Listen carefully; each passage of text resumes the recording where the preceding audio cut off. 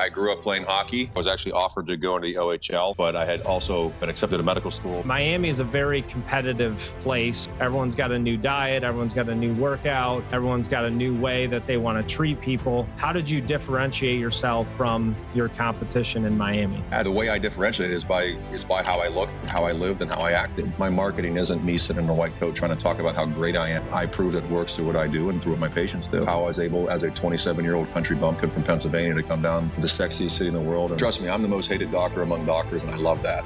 Doctors hate me because I consistently encourage my patients to challenge it. Your doctor should be your hero. And physicians are not taught how to live a healthy lifestyle. They're taught how to manage a broken lifestyle. When I started my first business, similar to you, I love to buck the trend and go against the conventional way of doing things. So now to talk about your personal life, I've seen some crazy things. The Arctic trip was to Pond Inlet, which is like the third highest city north. So basically the North Pole. Trip to, it's called Tiger Beach. It's always the clear water with the gigantic sharks. I literally pulled my hand out of the shark's mouth as I felt the water as it closed right on my hand. And thankfully enough, I have 2 videos of it. I'm up to 9 near-death experiences where I literally thought I was going to die. And that was number 8, jumping out of planes, tackling alligators, or doing whatever, to what life really should be about, which is living. You have to enjoy it. It's been inspiring to watch you continue. On our show, we've had former NBA champions, top CEOs, business leaders. So Ivan, thank you for being on the show. I'd like to welcome everybody back to the House of Bricks podcast. I love all of my guests, but I'm especially excited to get into this conversation today. So this guy is probably, if not the most interesting man in the world, one of the top 3 or 4. So every time I see him, he's doing something different on Instagram, whether it's MMA fighting, boxing, getting his hand bit off by a shark. And he actually is an educated guy as well. He's a doctor, former Mr. USA. He beat me by 1 vote. I was very, very close, but it was not about me anymore. Right. It's about other people. And so I got off the stage before they did the vote, and I just handed Ivan the trophy. So it was much appreciated. Thank you. Yeah, anytime. I am the key to his success. So I'd like to welcome Dr. Ivan Rusilko to the show. Ivan, great to see you. Oh, it's a pleasure. Thank you for having me on. As I mentioned, we're having on our show, we've had former NBA champions, top CEOs, business leaders. You and I met about 15 years ago, and you were pioneering in the healthcare space, starting an integrative medicine business. But before we get into that, just tell us a little bit about yourself, maybe some of your high school sports that you played, and then how you got into medicine. No, yeah. So I hail from a very small part of the world called Meadville, Pennsylvania. So right under Lake Erie, up there in northwestern Pennsylvania. And, I grew up playing hockey. I was actually offered to go into the OHL, but I had also been accepted to medical school within 2 weeks of that out of high school. So it was kind of an interesting decision my dad and I had to make. Of course, helped me go the correct way, as he puts it. We'll see how that pans out eventually. And then from there, I couldn't pursue the dream of hockey. So, professional hockey. So I ended up playing D1 at Mercyhurst College, which is in the MAC. And during that time there, I got into bodybuilding. I was pretty successful at that, which turned into the Mr. USA title twice. I won in 2008 and 2010. I got to, travel the world and just see and do shit that nobody really ever gets to. So it was amazing. During that time, I was also in medical school, and I kind of figured out medicine can be so much more than what it traditionally is. And during that time, I kind of formulated what I would come to call lifestyle medicine, which is about treating people's lifestyles. And this is through very, very in-depth diagnostic testing. So every program is customized. So we're testing everything from neurotransmitters to hormones to things like candida and heavy metals. And then once we figure out those kind of programs, we kind of match them to whatever you like. Better energy, better sleep, better sex, better mental clarity. You kind of name it. And I started that practice in Miami Beach in 2011. And since then, I've opened in Buenos Aires. I have satellites. I have one in New York. I have 2 in Miami. We're working on a couple more, working on telehealth as well. But from that, I kind of developed something that I really enjoy. It's the first and only of its kind, which is kind of medical adventure tourism. Where we combine psychedelic therapy. Well, I guess we can call it psychedelic therapies. It's ketamine therapy with real world exposure to pretty interesting events such as swimming with sperm whales, adventure canyoneering, polar bear chasing, you kind of name it. Which kind of takes people out of their comfort zone, gets them to grow on a mental, physical, and emotional level. and it's become my passion. I just got back a couple of weeks ago from the Arctic, where we chased narwhals and polar bears, and I almost died in a Arctic blizzard. But you get to grow with every one of those, and it's fun to see people who have spent their entire life amassing a fortune or fame, but have kind of sacrificed their health along the way. So to be able to reintroduce these people into what life really should be about, which is living, not accumulating, is kind of a special thing as both a physician and a lover of life. Backing up a little bit. So, I have 4 boys. They all play hockey. I know the level of commitment that it takes to get to, whatever level you reach, whether it's OHL, USHL, D1. Was there ever a time where you felt like you made the wrong decision? Like you have your whole life to be an entrepreneur. Maybe I should have pursued my athletic career as far as it could go. There's not a day that goes by I don't think about it. I was the 245-pound guy who'd go out there and break bones, and I was pretty damn good at it. I think I'd done pretty well with it. I ended up leading the nation in penalty minutes, was top in scoring. It was a situation where I don't regret anything in my life because I love where I'm at. I love what I've done, and I love kind of the difference I've been able to help people make in this world. But there's not a day that goes by that I don't wonder if I'd taken a left turn instead of a right that night when I had to decide immediately, because they were actually leaving for Ottawa, when I had to make that choice within 20 seconds. I don't regret it, but there's still a chance. I think I'm in probably the best shape I've ever been in my entire life. So I'm not ruling out a comeback yet, even though I'm about to turn 40. A comeback. Well, as you know, I did, after I sold my second company, decide to play professional basketball at 32 years old. You and I have that same level of commitment and discipline. We believe that we can do anything in life. I'll be the first one to put a vote in for you to make a comeback. So there's still time. There's hope. Don't give up on your dream. So of course not. You go into med school. When did you start competing or decide to compete for a Mr. USA title or get into bodybuilding? Was that while you were in med school? Yeah. Actually, it was kind of funny. I was the first year in medical school, and I had gotten to the whole bodybuilding thing. I'd done very well with it. And then that led to kind of like an international fitness type model deal, which was awesome. I was very lucrative. And, being a farm boy from, Podunk, USA, it was great to sit there and go to New York and have people, take pictures of you and give you money. I mean, you're like living in a fantasy world. And then that just kind of led to them they actually got a hold of me to come and try out, because the Mr. USA thing is not so much just about the body. It's about, you have to have a story behind it. And me being, first year medical student, they kind of liked it. I've been in front of the camera several times, which they've seen. So I went there in Boston, lo and behold, I won it. And, I had to make the decision yet again with me and my father. And this time I didn't take his advice. I did take a year off of medical school. I got kicked out of the house for a minute, but I think after he saw the first paycheck, he was okay with it. But, my medical school was awesome about it. They said, as long as I come back and take the test a fourth year would have to take, and pass it, then, I could take the time off and come back. So I'd be sitting there, getting shit faced one night. Then I'd be sitting there getting ready to walk a run race, studying kidney function and, pulmonology. But I was able to do it. I got back into it, did very well, graduated top of my class, won the Dean's Award. And that was kind of a fun little thing. When you realize you can accomplish anything, you just got to really put your mind to it. So I was able to conquer medical school in the fashion world at the same time, which, I still don't know I don't know how I did it, but, it was a lot of very, very long and fun nights doing it. The Mr. USA competition, everyone wants to look good. They want to have the six pack, have the guns, like I do. And I see you're sporting some guns there too. So it's just, what type of discipline goes into that type of competition? Is it the mental part that's the most difficult? Is it the physical? Is it the training? Is it the nutrition? What enabled you to do that? I'd say it's mostly time management. When it boiled down to it, you have to love what you do. I say, I always tell people, you can't take weight loss advice from a fat doctor. So if you want to live and breathe this medicine and charge what you charge for it, then you goddamn well better look the part. Same thing with bodybuilding. I mean, if you want to sit there and say you're a bodybuilder, you better have the mental fortitude, the testicular fortitude, and the overall to get up early in the morning, to do the cardio that nobody wants to do, to make the diet choices. But you also have to do it smart. And that was one of the biggest things that I was able to do was, I kind of figured out how to work smart, not hard. Being a student in life, I in medical school, you unfortunately don't get trained in anything about nutrition, which is probably the worst part about medical school. I had to go out and get my nutritionist degree, which allowed me to make a lot more educated decisions on what I ate, because that's the most important part of bodybuilding is your diet. And then from that, I could I could cut a lot of corners when it came to my competitors who were, hating life because they figured they had to go so extreme when, thankfully, due to my education, I was able to consume a couple things that, most people wouldn't. And from from that, it kind of gave me the extra edge to really enjoy it, because you have to enjoy these kind of things. Medical school is like a marriage. Bodybuilding is like a marriage. You have to work at it if you want it to actually work. And that's one of the situations to where you goddamn well better have fun doing it. In medical school, you said they don't teach you about nutrition. How were you able to make that connection between what you're eating and how you're working out? Because my office, we're connected to Lifetime Work.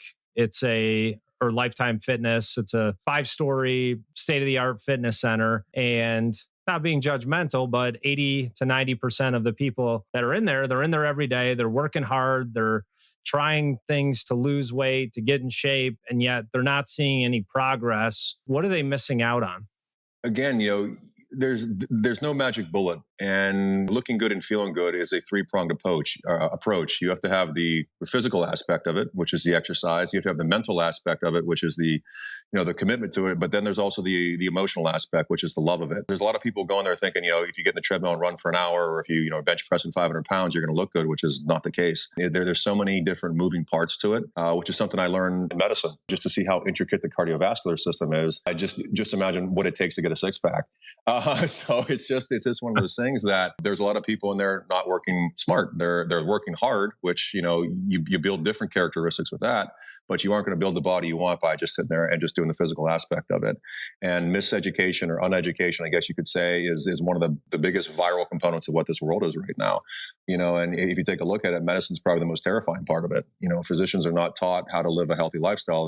They're taught how to manage a broken lifestyle. I learned that on pretty much the first year of medical school. You spend 3 weeks on cholesterol medication and you spend 1 hour on what nutrition is. And it's just, the situation is like, are we really trying to help people or just kind of profit from them? So that's one of the biggest lessons I learned, which I apply daily. And that's what's enabled me to kind of be the forefront, one of the leaders at such a young age when it first started. I mean, I came out at 28 as a full-fledged physician, and nobody was doing what I did. And especially in Miami Beach, which is the sexiest city in the world, you think, every doctor would be wanting to do it, but it was such an old school approach to such a basic but pure concept, which is something I learned very quickly, that you have to manage everything in life, because everything is connected. Everything is, part of another thing. Getting the diet for that, getting the cardio right, getting the actual fitness, how you're doing weights, how you're training, the mental aspect of it, the sleep, the hydration, the overall stress management, the sexual health. I mean, all those different things play into what when you walk out on stage and a teeny banana hammock separates you from the next guy. You also, like I said, and I can't stress this enough, you have to enjoy it, because if you aren't having fun in life, there's no sense in living. Even though it was a very long road, a lot of nights where you're not sleeping because you're on call, then you're doing push-ups just because you can't get to the gym because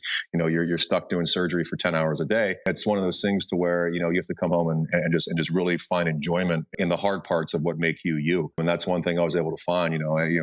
Life's a party for me. There's not one day you meet me where I'm not at my best, at least on an emotional level. That's what I've come to find with the fitness aspect. I mean, I'm 39 and I'm in better shape than I was when I was Mr. USA. And I'm working out less. I'm more liberal on my diet, but I'm managing my hormones. I'm managing my sleep. I'm managing my stress, which goes 10 times further than going in and doing 1,000 reps and 10,000 steps a day. Which is nonsense. It doesn't pay off in the end. So it was just one of those things that I learned very quickly, and especially coming from a small town, out of a medical family. My brother's a world-renowned urological reconstructive surgeon. My sister is a PA, and she's just phenomenal in everything she does. She works in the ICU, neurology, urology. My father's a chiropractor. My mom had her BA in psychology. So it's a very medically driven household, but it's also a very motivational household. So those who are around you, and this is why I love what you're doing with your podcast. You are a collaboration when it comes to your emotional health with the people you surround yourself with. And, I always try to tell people there's plus signs and negative signs in this world. And if you can't sit there and spend 3 hours on a car ride with somebody, get them out of your life. You know what I mean? Everybody that I consider a friend, I could sit there and drive to California with and not miss one beat of a conversation. You tend to find that people keep people in their life because they feel an obligation to, or they feel a need to benefit from them in some way, which just adds to the stress of what life is. And there's no amount of money in this world. There's no car out there. There's no bank account that's worth, being stressed every day. That's probably the biggest thing I've learned, is that whatever stresses you in life, if you can get rid of that, the body will come, the energy will come, everything will start to work out, because there's no more roadblocks. But again, it's a hard lesson to learn, and I've been very, very lucky because, I had some amazing parents the way they did it. I mean, my dad was the biggest dickhead you could possibly think of up until I was 18, and until I was not his responsibility anymore. And then he became the biggest friend and party animal with me. And, I think he did it right. My mom was the loving super Catholic who made sure our soul was on the right track. I mean, she'd probably be devastated if she knew half the shit I've done. But again, it's having the right upbringing. Unfortunately, a lot of people aren't afforded that grace. Life is luck, and some people just don't get lucky at the get-go. It's what you make of it. And, it's just about working hard, but working smarter, when you do it. You graduate med school. I'm assuming you did a residency. What was the turning point for you? Because I remember when I started my first business, similar to you, I love to buck the trend and go against the conventional way of doing things. I decided at 19, I'm not going to go back to college. And my mom was very educated, doctor in education. Thank God we didn't have FaceTime at the time, because if I would have had to look her in the face and tell her I'm not going back to college, it would have, I don't know if I could have done it, but I actually went to a payphone where you put money into a machine and you call people. This is way before a lot of people's time. And I told her, I'm not going back to college. I'm making good money down here in South Florida. Started my first business, couple $100, turned it into a multi-million-dollar business. But there were many, many times in that process where I had those sleepless nights, right? Where you're working all day, you get home, you can't shut it off. When you graduated med school, did your residency, what led you to start your own healthcare practice? And this is going to sound like a sad thing to say, but it was just, once you realize how broken traditional medicine is, you want no part of it. I mean, the day I graduated, medical school, and then I did a rotated internship because my business mind, I went to medical school to be a businessman, and for what I do, I only needed a unrestricted license, which is a 1-year rotated internship. I was accepted to UM Jackson for PM&R, but after seeing what I could do without wasting 3 more years of learning things I'd never use again, I backed out of that. Did an extra year after that, and then I just opened up. And it was a tough decision to make. I mean, you get accepted to one of the best PM&R, which is physical medicine and rehabilitation residencies in the country, and to sit there and say, you know what, no thanks.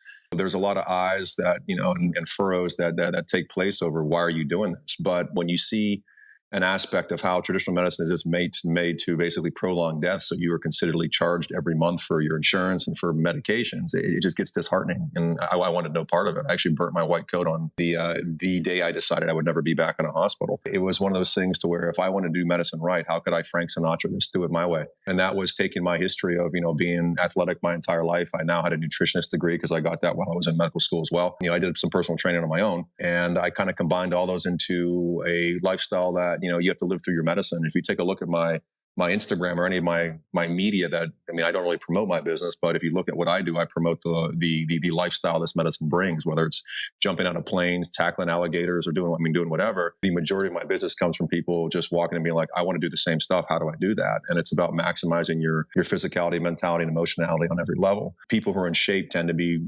unhappy because they are so focused on being in shape. And that's one of the biggest downfalls. You don't get to enjoy it. It's just one of those situations to where when you learn how to manage the system, whether it's through hormonal therapy, whether it's through peptides, whether it's through IVs or a neurotransmitter balancing or whatever it could be, you can sit there and really, really augment a life, not just prolong a death. That's what I wanted to bring to the forefront. And if you look at it now, it used to be neurosurgery and orthopedics were the hardest form of medicine to get into. And those things are in the back burner now. The anti-aging regenerative industry, every single physician, my brother included, who is arguably the top urologic reconstructive surgeon in the world, they fly him everywhere, are now trying to get more into this industry. Number one, because it is very beneficial or very profitable. There's no call. It's very, patients enjoy coming in. But number two is because you're actually helping people. I have no training in neurology, and for some odd reason, I'm becoming a specialist in treating Parkinson's.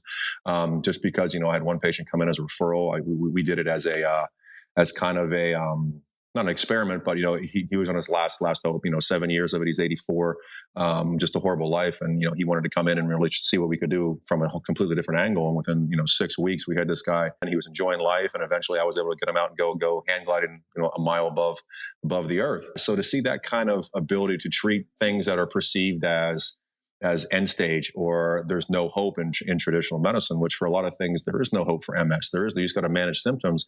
It's nonsense. And that's why I wanted to sit there and, develop something in medicine that would give people hope, not only that they aren't going to die, but they're actually going to start to live for once in their life. So for our listeners out there, we've covered banana hammocks, wrestling alligators, an 84-year-old guy. I mean, there's probably 15 episodes here, so we may have to just do a series with Dr. Ivan here. Oh, And I'd have fun with it.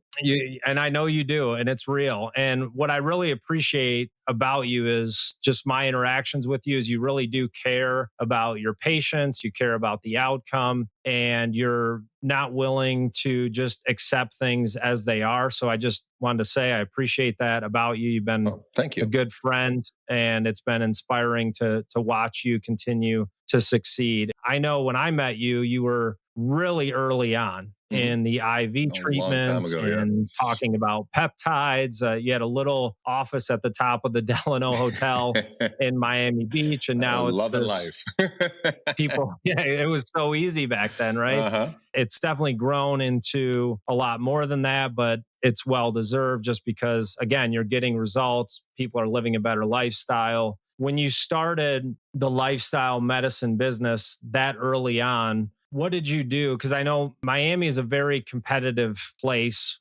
for looking good. Like you said, it's the sexiest city in the world or one of. How did you differentiate what you were trying to do from people for your patients that other doctors were saying they were going to do, but weren't really able to back it up? Because what I'm saying is there's a lot of options in health, fitness. Everyone's got a new diet. Everyone's got a new workout. Everyone's got a new way that they want to treat people. How did you differentiate yourself from your competition in Miami? I used to really love this industry. And every day that goes by, I see one more gimmick, one more nonsensical thing that just some physician who graduates or comes out as a whatever, Harvard trained, whatever it could be, thinks that they're going to find something new. And it's sad. The way I differentiate is by how I looked, how I lived, and how I acted. I'm non-apologetic, nor do I ask anybody to be apologetic. I am what I am.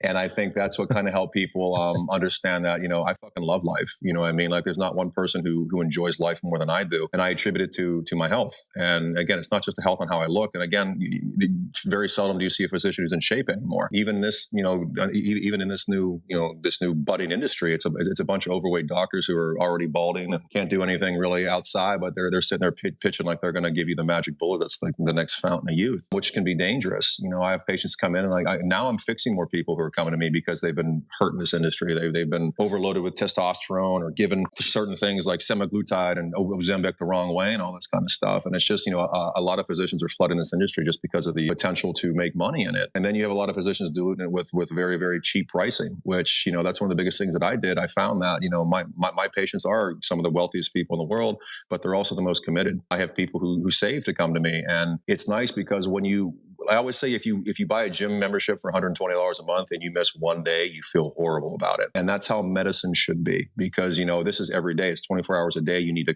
consistently monitor it. And when I first came out to differentiate myself, it was number one, how I looked and acted. And number two, my stance on if you want to do this right, let's do it right. You are your most important asset. So if I'm going to invest in you as a patient, and I don't take too many patients, I have a very small practice. Everybody's a friend because I'm very selective about how in depth I go with somebody. So it's one of those situations to where, your doctor should be your hero. And there's a lot of physicians out there who just want to sit there and, get paid up front and then don't really care about the results. But from day one, when I first started this, and there was nothing on the beach, we were the first people to do IVs on the beach.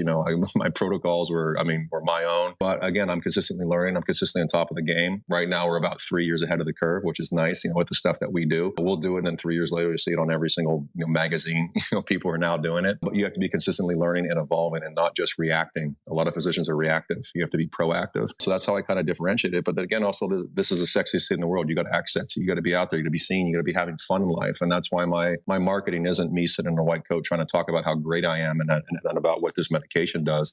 Patients don't really give a shit about that. They want to sit there and say it doesn't work. And I prove that it works through what I do and through what my patients do. So that was probably the biggest, defining factor of how I was able, as a 27-year-old country bumpkin from Pennsylvania, to come down to the sexiest city in the world and, nip tuck it as a Christian Troy would, if you ever watched that that program back in the day and just kind of own a business that wasn't here at the beginning. Thankfully enough, I still, pretty much command Miami Beach when it comes to what this kind of medicine is. And it's not because of the amount of money I put into marketing. It's just about word of mouth. And word of mouth is the most important form of true marketing. And that's why it's been kind of a very, very unique business scientific experiment down here in South Beach with how I've grown this into it. Well, you are talking to a hockey player, man. That's pretty much what we're known for. This is amazing. So that will be one of the micro clips we create to drive traffic to the podcast for sure. So for the people out there, I mean, you have obviously the who's who client list, not asking you who they are, but for people that want to take a step into integrative medicine or some of the things you've talked about, IVs, peptides, where do they learn about this? Like what's a first step they can take? Well, I think the first step you need to do is, everybody has a physician, their primary care. The first step you should take is review your physician. And trust me, I'm the most hated doctor among doctors, and I love that. Doctors hate me because I consistently encourage my patients to challenge it. And if you're on a cholesterol medication, if you're on a diabetic medication and you haven't been talked to about anything when it comes to diet, because all it is a robotic process. You come in, you do basic blood work that only insurance covers, which is 1% of what you really should be testing. And then if you have a cholesterol that's a little bit high, then they throw you on cholesterol medications, which then limits your cholesterol. Cholesterol is how you build every hormone in your body. And if you want to see and understand why people are aging so rapidly right now, it's because everybody goes on cholesterol medication and all of a sudden you can't make testosterone, you can't make DHE, you can't make any adrenal hormone. And that's why you're seeing so much disease. So I think the first step every patient needs to do is really sit back and review what they're on and why. And if there is a way to get off of it. My biggest thing is taking people off of medications, taking people off of anti-anxieties and antidepressants and all this other nonsense that just is a Band-Aid on a hemorrhage that is, a major problem. But 90% of it can be solved by lifestyle decisions, which is why this is lifestyle medicine. Everybody gets a diet program. Everybody gets a fitness program if they want it. People get counseling, and I'll be the first person to tell them okay, you're in a horrible marriage. That's why you feel like shit. You have, terrible kids, whatever it could be. But I think it's, a doctor should be the person who not only delivers bad news in a situation where it needs to be, but also gives you the advice that I think a best friend should, which is not always good. Helping people make decisions that are going to help fix a problem is probably the most, the biggest superpower a doctor has, but none of them want to use it. So the first step, I think, you need to reevaluate who you're being seen by. And then the second thing is diagnostic testing, because everything I do when it comes to prescribing hormones and everything else, it's all based off of who you are internally. And again, you're different than him, than her, than everybody. So everybody has a different program with me. It's not a one size fits all. And, medicine this day and age is a one size fits all, which is completely bullshit. You go through it. Over the years, I've developed certain panels, which are all basic stuff you can get done in any lab, they're really important ones. And I think that's what, people need to start doing now, is seeing exactly who they are. I like everybody's doing Fitbits and all this other stuff, but I mean, that's, it's somewhat, like you need to really see what your diagnostics are. And then from there, you can start looking at everything else, because that's your foundation. Your foundation is you finding out who you are and what you need first and foremost. After that is when you start looking at peptides and hormones and all that kind of stuff. And there's a lot of good information.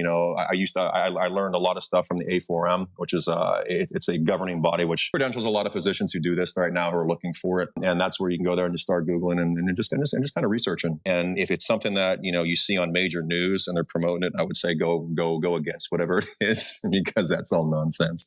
But yeah, first and foremost is reevaluating who you are, who you're being seen by, and then kind of taking a look at what you are internally. So you have a very successful healthcare practice and or lifestyle medicine business in Miami. So now to talk about your personal life, and it's actually combined with the business. I've seen some crazy things on Instagram, your Vimeo channel. Most recently, you almost had your hand bitten off by a tiger shark. So yes. Not only do you live life by the edge, but you're also a pretty smart guy listening to you. But tell us about that experience with the tiger shark. The whole tiger shark aspect was super unique. I went there, and again, I do a lot when it comes to the medical adventures for the company's name is Balls Deep Living, which I love.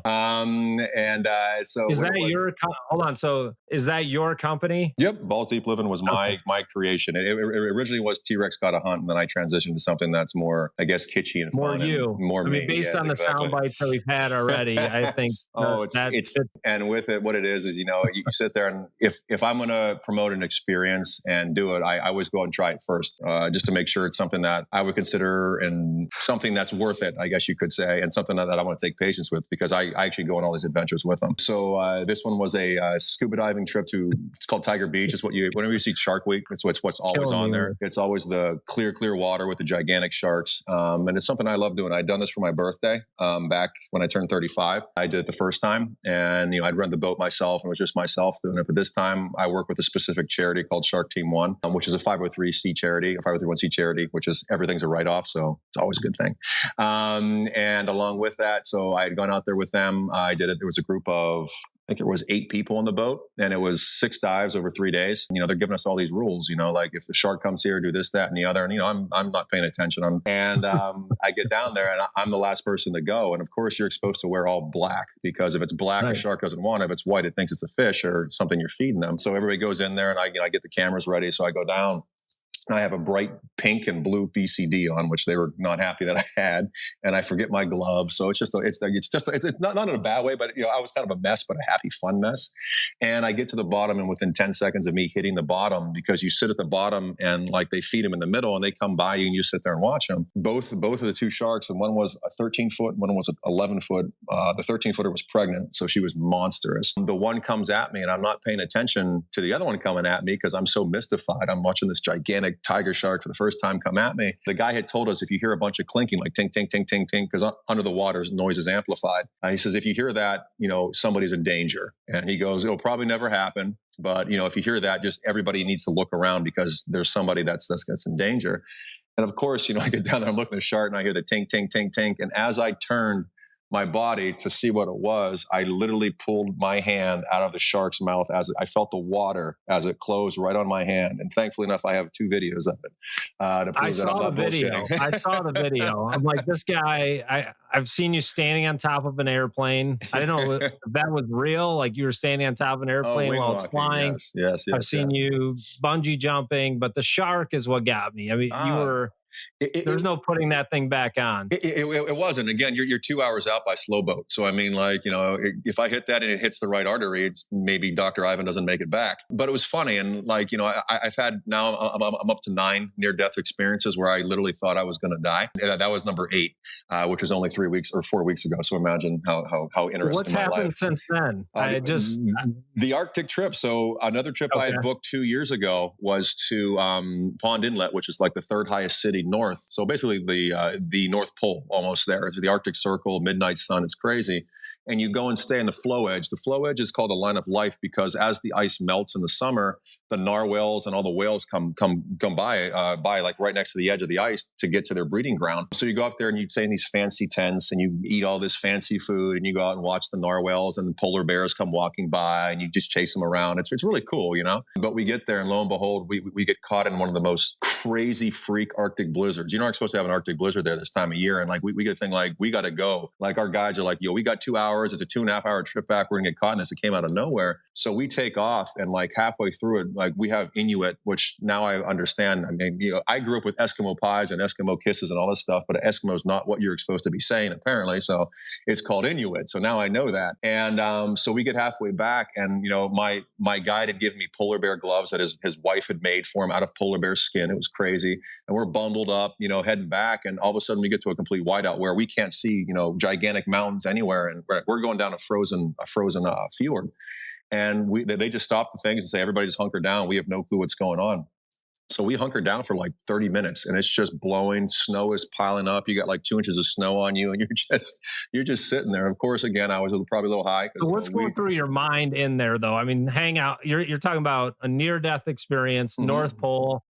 Mr. Norwell from Elf is there. I'll be honest, Adam, thankfully, courtesy of the ketamine therapy I've done for myself, and, I've done many treatments on myself, the fear of death, the biggest fear of death I have is dying in a very un-Ivan-like way. And I was thinking to myself while this was going on, like, if this is it, if we can't find a way back and we freeze to death out here, what a great way to go. You know what I mean? Like top of the world, it is what it is.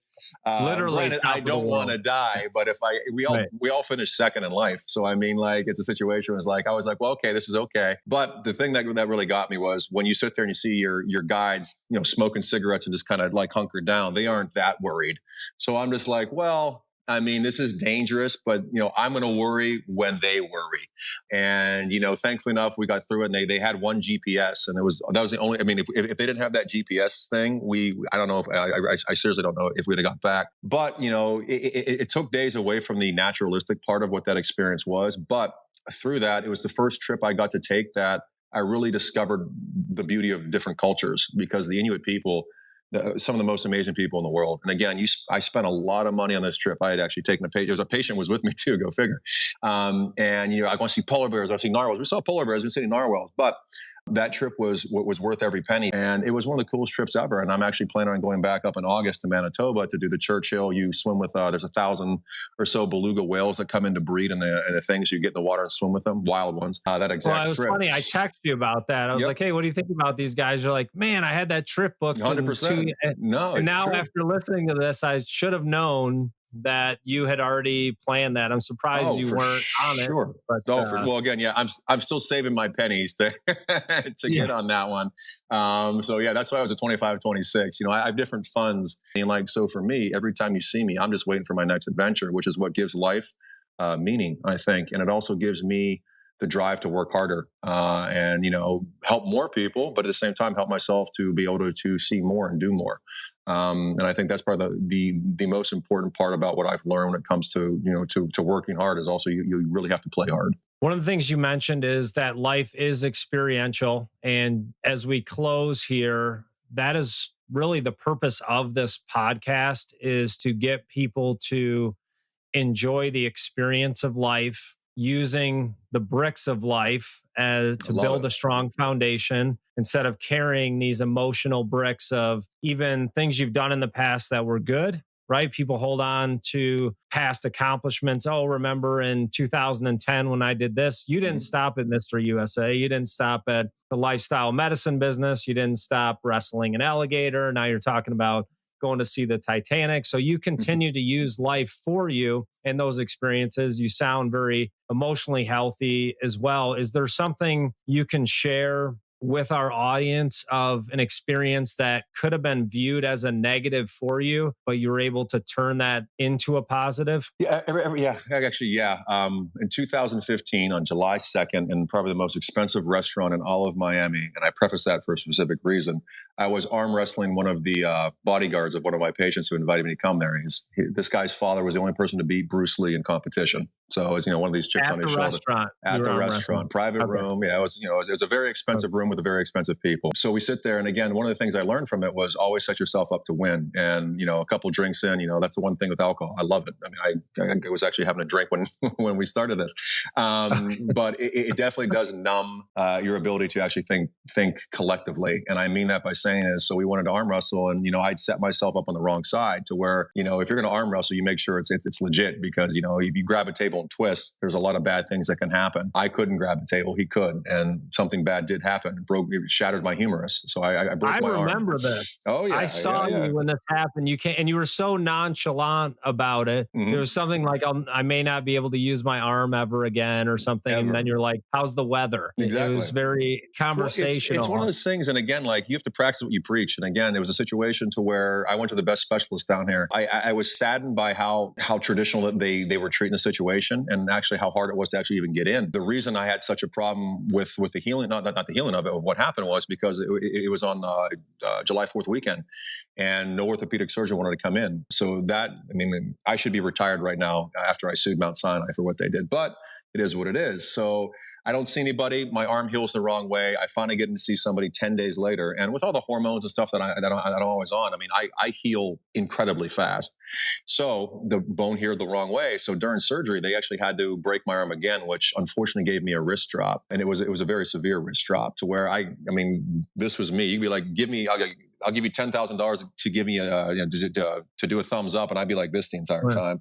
So they gave me a claw. So I had a claw that would I could grip, but I couldn't come up with it. So I go into Baptist, and I do the EMGs with the people who are looking to see my nerve conduction. And it was funny. I was dating a girl at the time. I just started dating her, and the physician looks at me. She goes, "Honey, you're never going to have your right hand back. Your nerves are completely dead." So to sit there and all of a sudden have your life crashing down, just being like, you now don't have a right right arm. It's going to wither. It's going to look horrible. I mean, I was the king of South Beach. I mean, I was loving it. I was great shape, making this, that, and the other. And all of a sudden it's like, wow, you just got your wing clipped. And within 6 weeks, I had my entire function back in my arm, so much so that, like I still have the x-ray and I still have every document that they said I would never have it. And it just went to the point to where while I was in that hospital the first night, they had to give me ketamine. And ketamine, I'll be honest, is what changed. The reason I'm sitting here talking to you and the zest for life is because of what ketamine did for me, which was show me that there is so much more to life than accumulation. I had always been so focused on being the biggest, the strongest, the best looking, having the best this, having the best this, which is the stupidest way to go through life. But again, dumb kid from, Pennsylvania who comes in and he's thrown into the biggest pond in the world. You think you need that to make yourself worthwhile. And it was a situation where I reformulated my entire life in 45 minutes of one of the deepest K-holes I could possibly imagine. And I came out of it with a new look of, never chase the rabbit. And by that, I mean, never chase things in life. If you sit back, relax, and just be calm, everything will come to you. And it was so beneficial to me. It actually is what led to me opening my clinic over here, Plasticity, one of them, which has helped out so many people, from people who are suicidal to people who are just overall anxious, depressed. We have people, Parkinson's, you name it, I'm using ketamine in ways that never thought possible. And if it wasn't for that day, I wouldn't be here. That practice wouldn't be here. And a big dent that I had made in the world wouldn't be here.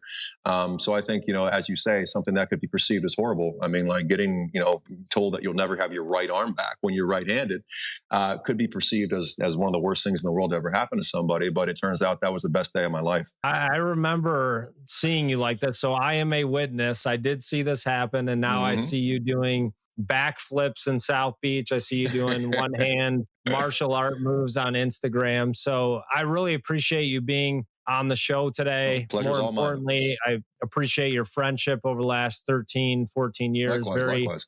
Inspirational guy. And for those of our listeners that are out there, there's a lot of feminization of men right now. Yes. And I saw Ivan do this. And so you would actually fit in very well. I did, man. I was very limp-wristed for a minute.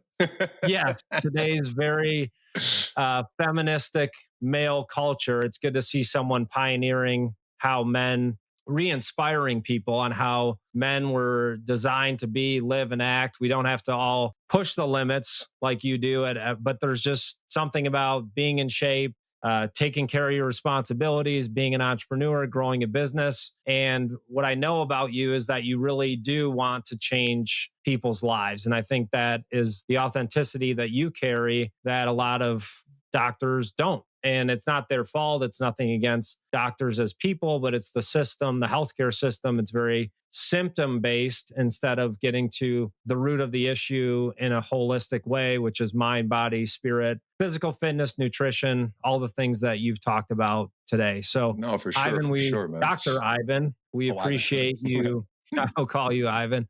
But this has definitely been the most interesting podcast I've had so far. And for people that do want to learn more about you and your journey, we're going to put their link in the bio of the podcast. And then people that want to follow you on Instagram and your crazy adventures, what is the Instagram name that they will, or hashtag that they will want to look up? Oh, it's just, I have several, but it's just Dr. Ivan Rusilko will lead you to all things chaotic and crazy. So we will close the podcast on that note. And I want to thank everyone for listening today. If this podcast did inspire you or any of our podcasts, please share this with other people. It's all about sharing our stories that really brings inspiration. So Ivan, thank you for being on the show. My pleasure, man. Thank you so much, dude. Thank you.